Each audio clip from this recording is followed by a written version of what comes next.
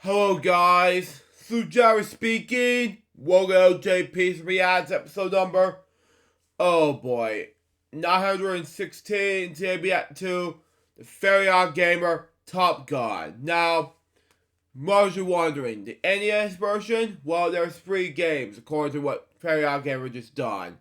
One was the Top Game review from NES, but saw from the ABGN episode. I think it's terrible. And the other ones, I have no idea who's going to be playing. But the other, we'll get to those eventually. So let's react to this beginning in 5, 4, 3, 2, 1, go.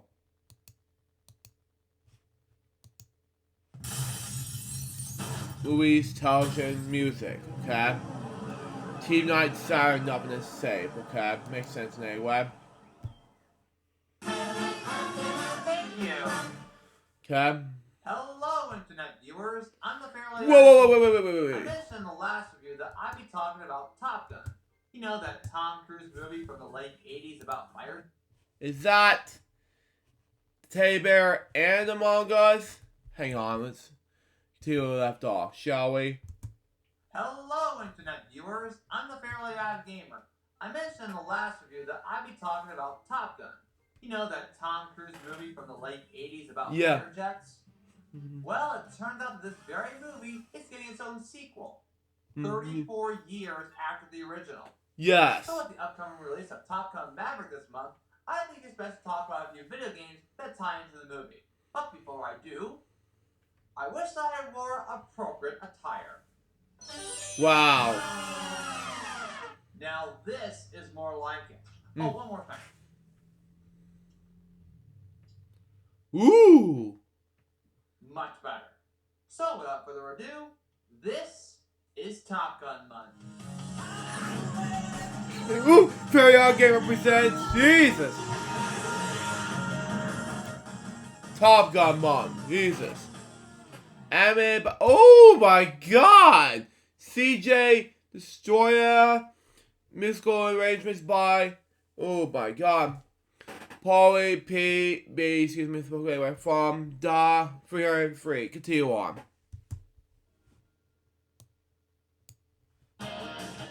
Top Gun. Before Disney tried to make a movie about planes close to 30 years later, Top Gun had pretty much everything needed for an 80s movie.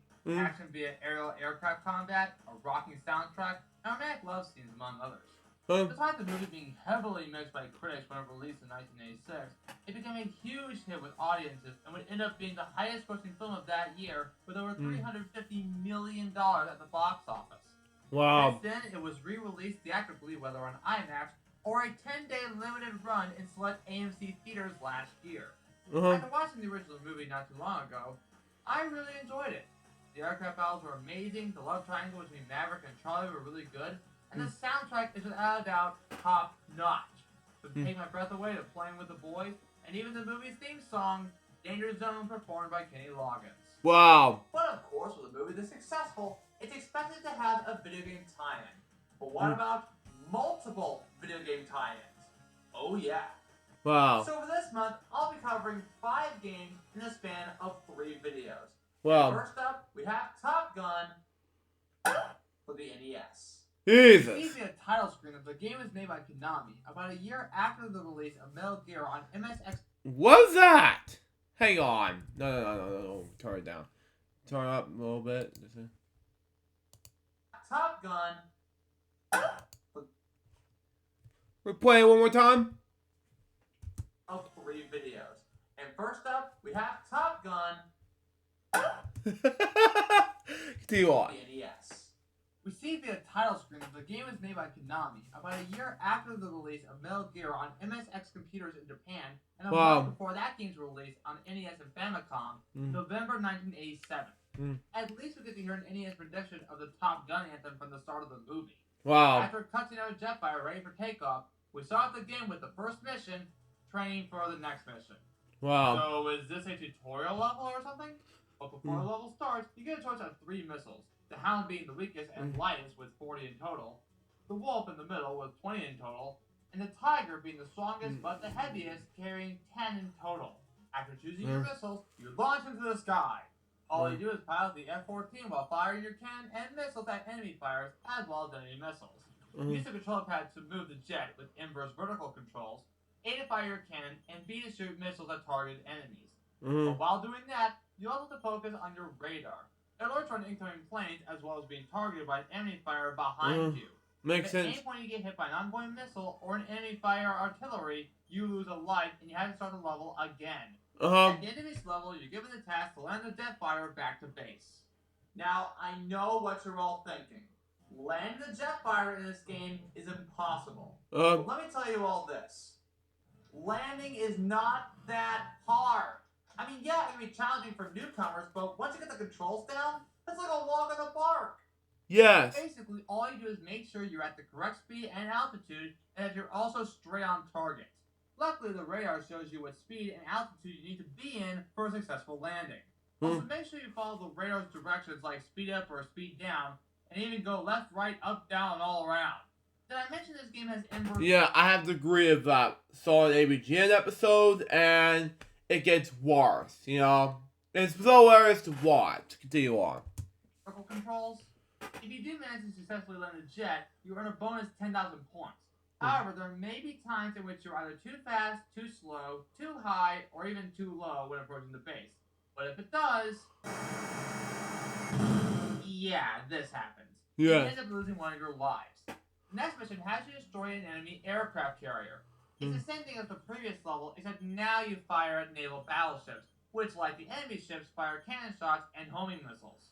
Also, if at any point you run low on gas, a ship will come with a hose.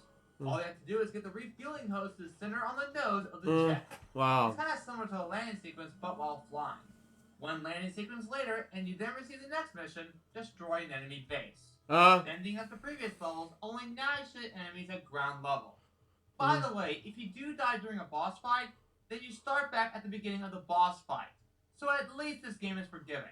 Destroy 2 missile silos, land the plane, and...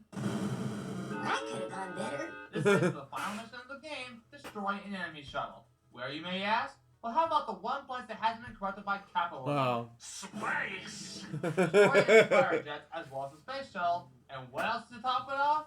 You guessed it, land the plane back to base for the final time. But don't worry, at this point you already know how to do it. Everyone celebrates your success, but why do we have to hear the Top Gun anthem again? Why not put in more music from the movie? Like this one.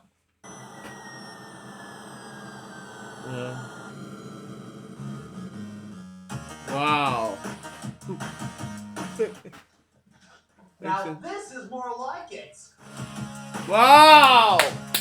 Yeah. Yeah.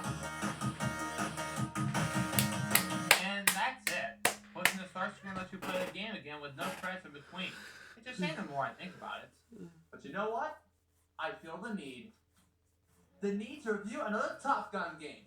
Top Gun, the second mission, also for the NES. Even though it's made by the same company, I must ask, why does the end levels have to look similar? Not to mention, this game was released 3 years after the first game. Well, in the US. Is this game better than the last? Let's find out. Well, it plays the same as the original with a slight graphic update, but it actually feels better than the original. The controls are the same as the previous game, except with normal vertical controls. For starters, you can fly faster, shoot enemies faster, fly upside down, and even do a barrel roll. But here's the thing, though. It's actually much harder than it needs to be. The homing missiles, I swear that you need godlike reflexes in order to avoid them. I feel that you also need godlike reflexes to avoid enemy fire, as well as firing enemy jets and missiles, including battleships. Also, I swear that they removed the checkpoint system from the previous game. I say this because if you die at any point, including the boss fight, then you have to start the level all over again. Why does it have to be this difficult? Now, the previous game, the level ends with you landing the jet back to base. And I mentioned this game has no inverse vertical controls. Because after just playing the original game, I've actually gotten used to the original controls, which feels a bit disorienting to me. Anyway, it's the same as the previous game, minus the altitude. And once again, it's pretty easy. The other missions include seeking and destroying the enemy's deadly new assault helicopter, as well as hunting down and destroying the enemy's new military space shuttle. So you land the jet safely, and finally we get credits. Yes. Luckily, there's also a versus mode in which you fight against the computer. And honestly, couldn't those names be even more stock? Boris Babinski, Gorky Skygorsky, Igor Gregovich, Dmitry Jetsky, Bobo Bobushka, Stalin Bortimsky, and of course my all-time favorite, Siberia. Wow. Get it? Like Siberia? That's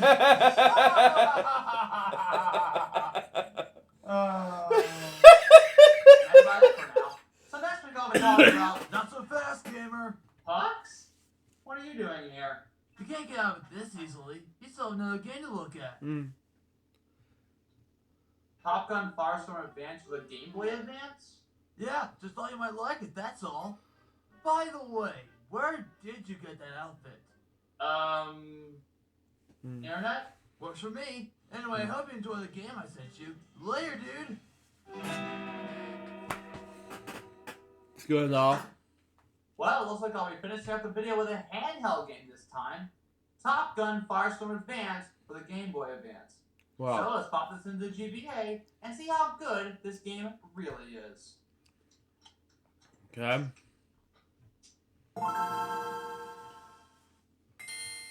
Game Boy, We okay. said the game was published by Titus? It's Wow. 64 again! Why, Mr. Torture? Oh, man. But it was also developed by Fluid Studios. Makes sense. Believe it or not, it's actually an updated version of Top Gun Firestorm for the Game Boy Color, released the previous year. After choosing your language, we begin the game with 3D stacked images with text. I guess these are supposed to be cutscenes. Before each level, you're given a briefing on what to do in each level. Once you're ready, another cutscene is used with more pixelated 3D images. Yeah, I'm not that big on the cutscene quality, but what can you expect from a GBA game? So in Nevada, you pilot the fire jet as you destroy enemy targets, whether by your fire cannon or missiles. Even though the whole game has an isometric view, the controls in this game are awful. You know what this reminds me of? I Speedy Gonzalez flight minigame from Space Jam on PS1. I say Yes. because it suffers the same problem I have with the minigame I mentioned, as well as the BuzzFeed level from Toy Story on the Genesis. Which I react to multiple times on LJ Reacts. Continue on. Moving the plane feels disorienting. I honestly can't tell which direction I'm going to or where I need to go. You do have a map that helps you where you're supposed to go to complete the mission, but getting there is another story entirely. Also, why can't I have missiles that target what I need to hit? The only way I'm able to destroy anything in this game is to dive down and shoot with the fire cannon. But that can't help you either because diving down makes you vulnerable to enemy fire. Yes, these targets will try to shoot you down, increasing damage. Wow. Oh yeah, did I mention? This game has a damage meter in addition to a fuel meter from the previous game. And you die in the following ways. By running into an obstacle, or if your damage meter empties out. After completing every mission, you head back to the base and land the jet. You also score bonus points based on how many targets you destroy throughout the mission. And yes, you're up against the Iceman. Ah! That's the Iceman? Whoa. Whoa. Creepy. Continue on. You don't even look like Val Kilmer. Well, at least you get a password. And that's when I gave up because I couldn't muster this game any longer. The other levels have me do the same thing by a spaceship close to a tropical island, Iceman's Fantasy, 4 islands, a forest, I think, and even a tropical desert. And what's it like, you may ask? Well, in the words of Anakin Skywalker, It's coarse, rough, and irritating. and it gets everywhere. Yes. Hey, look, there's a level in Siberia. Who did I have to fight? Maybe Siberia?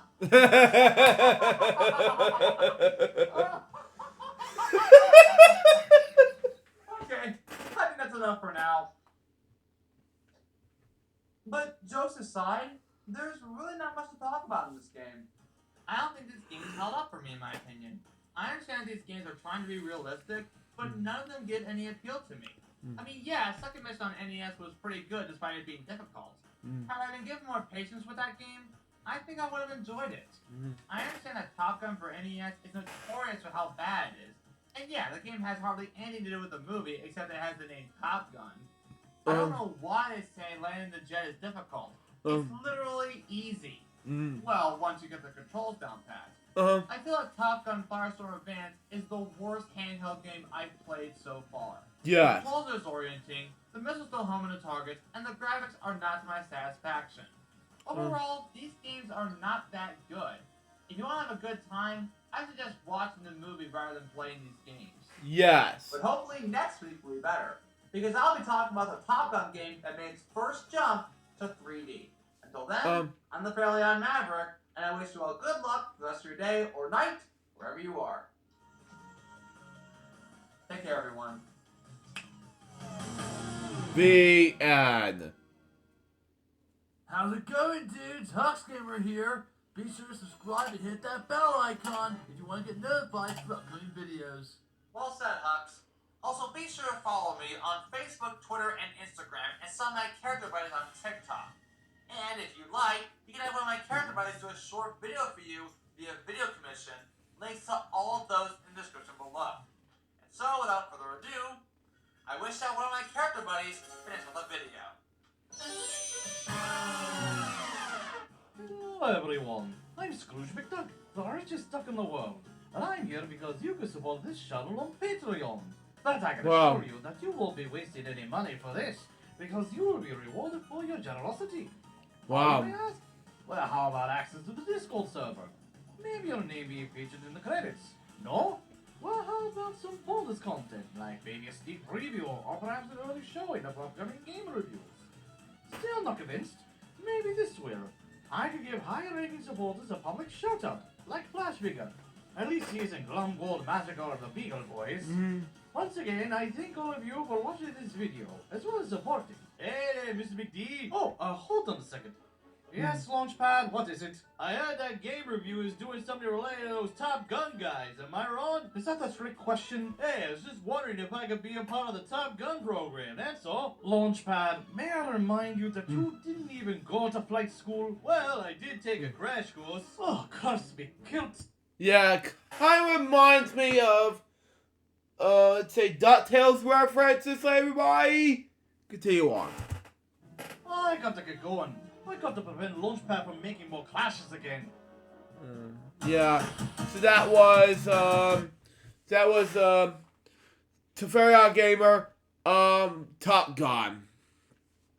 It was alright, but so far this episode was a successful episode overall. And, yeah, it was a great episode, so there you go. That was just react episode number, 916. Hope you enjoy it. Stay tuned. Next one's going to be LJPCBM episode number 917. Very OddGamer episode number 58. About next Top Gun episode. Not sure it's going to be about as of yet, but we'll see what happens. Till next time, through Jones and Bob, piece of baby. We can watch LJPCBM as guys pursue. Till then, excuse me. The German saying out. See ya.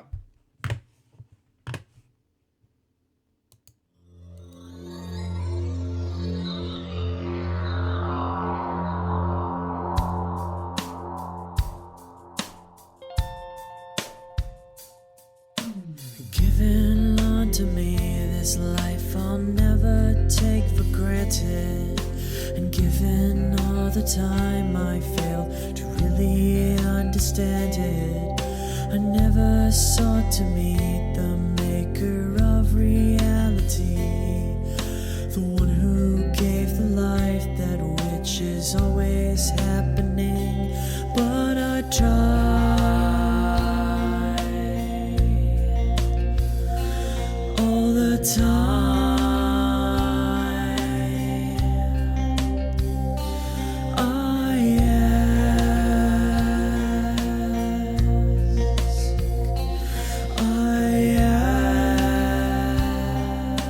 ask, why me? Why was I the one to see things as I do under the moonlight and the sun? Perception is the question, and the giver holds the key.